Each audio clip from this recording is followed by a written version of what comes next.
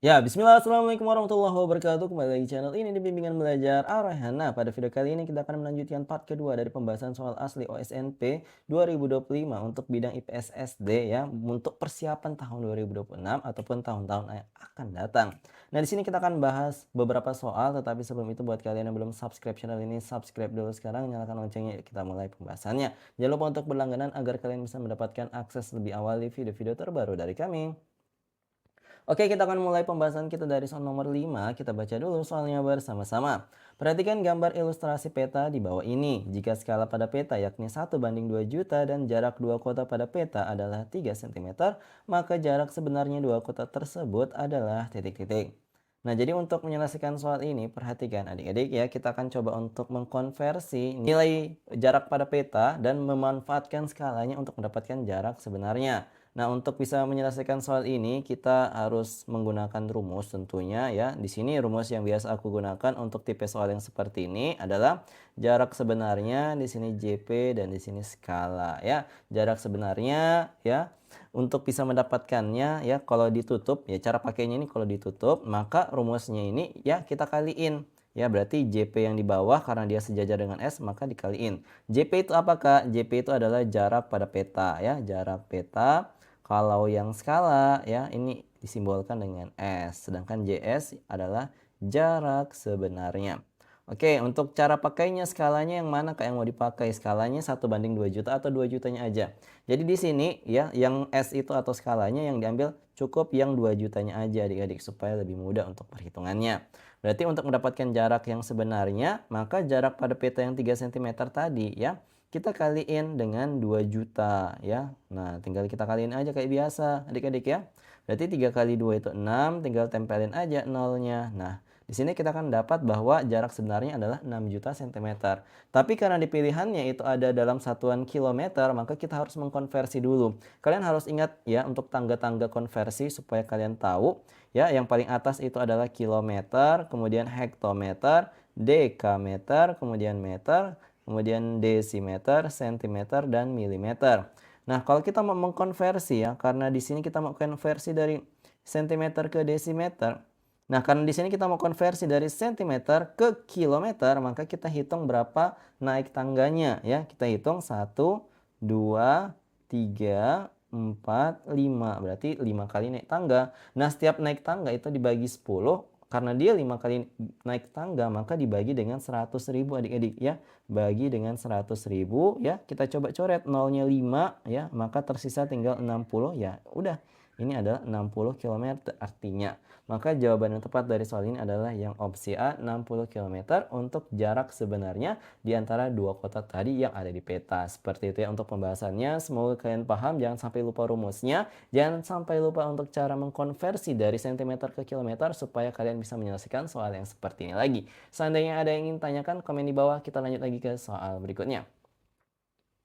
Nah, di soal nomor 6 kita baca dulu soalnya bersama-sama. Perhatikan pernyataan berikut ini. Yang pertama, garis Wallace membagi wilayah fauna Asiatis dan wilayah peralihan. Yang kedua, garis Weber membatasi wilayah fauna Australia dengan wilayah peralihan. Yang ketiga, wilayah fauna asli Indonesia berada di antara garis Wallace dan Weber.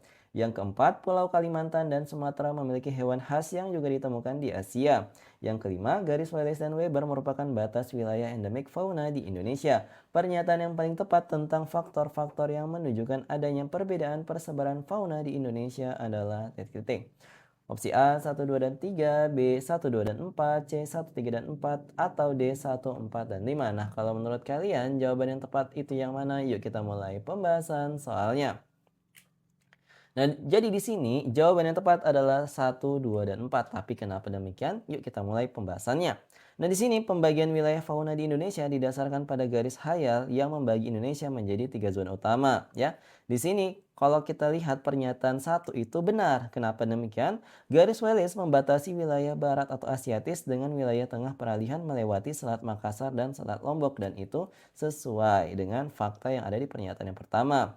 Yang kedua juga benar, kenapa? Karena garis Weber membatasi wilayah timur atau Australis dengan wilayah tengah atau peralihan. Terletak di sebelah timur Kepulauan Maluku dan ini sesuai dengan fakta yang ada di pernyataannya tadi. Nah, pernyataan 4 juga benar, Sumatera dan Kalimantan berada di landas kontinen Sunda yang dulunya menyatu dengan benua Asia, sehingga memiliki fauna tipe Asiatis seperti gajah, harimau, dan orangutan. Untuk opsi lainnya kenapa salah? Perhatikan, pernyataan 3 kurang tepat karena fauna asli terdapat di seluruh wilayah Indonesia atau bukan hanya di zona peralihan. Dan pernyataan 5 tidak tepat karena garis tersebut merupakan batas zoogeografis atau perbedaan jenis hewan, bukan sekedar batas wilayah endemik secara umum. Seperti itu ya. Nah, sebagai informasi tambahan untuk soal ini, perhatikan, wilayah yang terletak di antara garis Wallace dan Weber disebut dengan wilayah Wallacea. Wilayah ini sangat unik karena merupakan zona transisi yang dihuni oleh hewan-hewan endemik yang tidak ditemukan di tempat lain di dunia maupun di daratan Asia ataupun Australia. Contohnya seperti komodo, anoa, dan burung maleo. Selain Wallis dan Weber, terdapat juga garis Lydekker yang menjadi batas antara wilayah peralihan dengan wilayah fauna Australis di bagian paling timur Indonesia. Semoga informasi ini bermanfaat buat kalian. Kita lanjut lagi ke soal berikutnya. Nah, tetapi sebelum itu buat kalian yang ingin mendapatkan pembahasan soal asli OSNP IPS SD tahun 2025 seperti yang kita bahas di video ini ataupun video yang akan datang, kalian bisa banget untuk memiliki bentuk PDF-nya ya dalam bentuk soft file. Link pembelian sudah kami sertakan di kolom deskripsi. Kalau sudah ready, prediksinya juga untuk tahun ini akan kami sediakan di website kami bimbelarahan.id. Cek ya supaya kalau kalian sudah lihat sudah rilis langsung di CO sekarang untuk bahan belajar. Oke, kita lanjut lagi ke soal berikutnya. Di soal nomor 7, kita baca dulu soalnya bersama-sama. Pengaruh kondisi geostrategis wilayah Indonesia adalah titik-titik. Opsi A, Indonesia berada di antara Samudra Hindia dan Samudra Atlantik yang mempercepat pengiriman barang. B, Indonesia menjadi tempat bertemunya berbagai jalur perdagangan dari Asia ke Australia. C, letak strategis Indonesia menyebabkan timbulnya pergolakan budaya dari India dan Arab. D, posisi Indonesia membuat masyarakatnya hidup homogen dan tidak banyak budaya luar. Nah, kalau menurut kalian jawaban yang tepat itu yang mana? Yuk kita mulai pembahasan soalnya. Nah, di sini ternyata jawaban yang tepat adalah yang opsi B, Indonesia menjadi tempat bertemunya berbagai jalur perdagangan dari Asia ke Australia. Kenapa demikian? Perhatikan, letak Indonesia yang berada di antara dua benua, Asia dan Australia, serta dua samudra yaitu Hindia dan Pasifik, menciptakan apa yang disebut dengan posisi silang. Posisi ini sangat strategis karena Indonesia menjadi titik temu atau jalur penghubung internasional yang vital untuk perdagangan dan pelayaran antar negara di berbagai kawasan dunia. Nah, untuk opsi lainnya kenapa dianggap salah? Perhatikan, pilihan A salah karena Indonesia berada di antara Samudra Hindia dan Pasifik atau bukan Atlantik. Pilihan C kurang tepat karena masuknya budaya luar cenderung menghasilkan akulturasi yang memperkaya budaya nasional daripada pergolakan. Dan pilihan D salah karena posisi strategis justru menyebabkan masyarakat Indonesia menjadi sangat beragam atau heterogen. Nah, sebagai informasi tambahan untuk soal ini, perhatikan, posisi silang ini memberikan Indonesia keuntungan luar biasa, baik secara ekonomi melalui pajak dan jasa pelayaran maupun secara sosial budaya melalui interaksi antar bangsa.